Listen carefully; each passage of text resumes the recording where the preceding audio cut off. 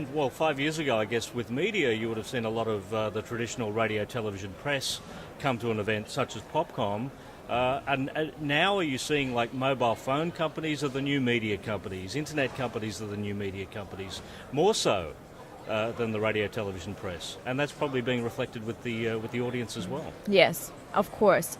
But we still see the biggest change, though, from the media perspective, is that we see that a lot of niche products, like a rock magazine from India, actually comes to Popkomm to find interesting stories for his audience and reports only about that. Yeah. So because of so many topics being spoken out here at Popkomm, we have a lot of niche media that comes and attends to pick their stories. It's not an overall, we need to report about Popkomm every day from every kind of perspective, but everybody picks a very certain story for themselves and brings them back to wherever in the world. Yeah, I guess artists have changed too. If we go back 10 years, probably, the major priority for an artist from anywhere in the world was to one day have the number one hit in America. We don't see very much of that anymore either, do we? Artists are now looking for new business models so that they can have the income that they never used to have. Yeah, well, remember when I was in Australia, I think we talked about that as well. And you asked me, do you think there will be the big stars ever again? And I said, honestly, I doubt that. Because even for an artist, this whole career glamour effect, getting that one hit thing and selling millions of albums, getting famous, having all that fancy glamorous stuff around it, what you can see now is the artist is actually he's forced to get a very close relationship with his fan base in order to keep them attending his concerts, buying the CDs. It's not only I am here, the artist on top of a mountain, please look at me. I'm one of you. I'm one of you guys. Let's listen to my music and participate in the way I make music. I will let you see how I do it, how I write music, whatever I do in my free time. So the glamorous effect about an artist is kind of going down. He becomes more of one of us now, because the fan base seems to like that more. Because if somebody is way out there, they seem to think it's not close enough, I'll just go to MySpace and find another one that I kind of feel related to. So I think an artist now needs to understand that it is very important to keep your fan base going and to keep entertaining them, but not only through your music. And this is something that is maybe new in the future, and it will still not push him over the top.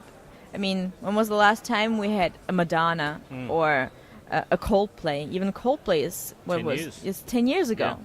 So most of the artists now that decide to do music for a living, that live that dream of being a rock star, face certainly a different lifestyle than rock stars used to have 10 years ago. Yeah, so it's no longer about the fame, it's about the business. No. Yeah. It is more making a living out of doing music. Yeah, and I guess, for artists coming to Popkomm, that's the sort of thing that they see as they wander around and hear from the speakers, isn't it? Yeah. That they have to have a business model attached to what they're doing. It's not about being famous anymore. Yeah. It's not that, who can sign me? So what does that mean to get signed? It is now of find the right people surrounding you that can help you building your own business. That's basically what it is. Because the artist now needs to understand that this whole music business is actually really relying on him as a product as well, and he has to be very, very careful of choosing the right tools to promote his music. Otherwise, he'll just be gone really easily. And to maintain a long-lasting career, that is actually the goal an artist should have now. Yeah, and you reach people differently as well. I mean, we were out last night and there's Guitar Hero and everybody's up there playing Guitar Hero, which is a new way of exposing artists as well. So I guess that's another new development you would have seen since Popkomm started 5 years ago, that the gaming industry is becoming more and more important to the music industry. Actually, I played that. Did you? Yes. How'd you go? Well, not really good because I am not playing any instruments, but I did the singing part, and it was fun because it's.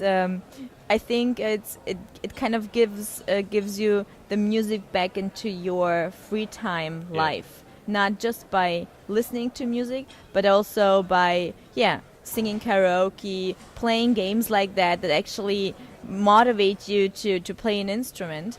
Yeah. That's very neat, I think, and it's very sweet because if you see how children develop, there's so little music exposure in general in schools.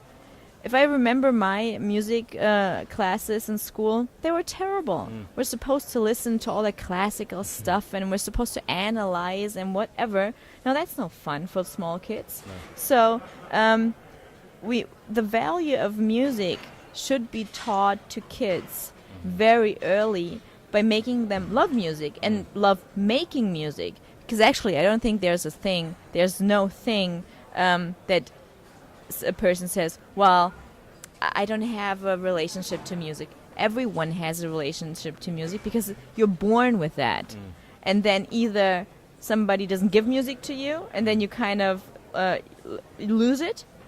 But if you are engaged with music from the very beginning, from the birth, by playing, by whatever, I think that will actually, little by little, increase the value of music again. And this is something that has to be changed in generations' time. That's not going to happen now, but that is something when we talk about the value of music, which has been a topic as well here on the panels. I think it goes way back in childhood where you understand the value of music, and this is where you place the core in your head that illegal downloads, stealing intellectual property, it all kills good music. And you won't be able to sell that to a teenager now. No. It's definitely too late. No, it's a very different world. Well, good to talk to you again. Thank you. And Popkomm 2009, I'm sure you're already starting to work on it. Yes, and there'll be a lot of surprises. A lot of surprises. We look forward to finding out more about that. Katja, good to see you. Thank you. Thank you very much.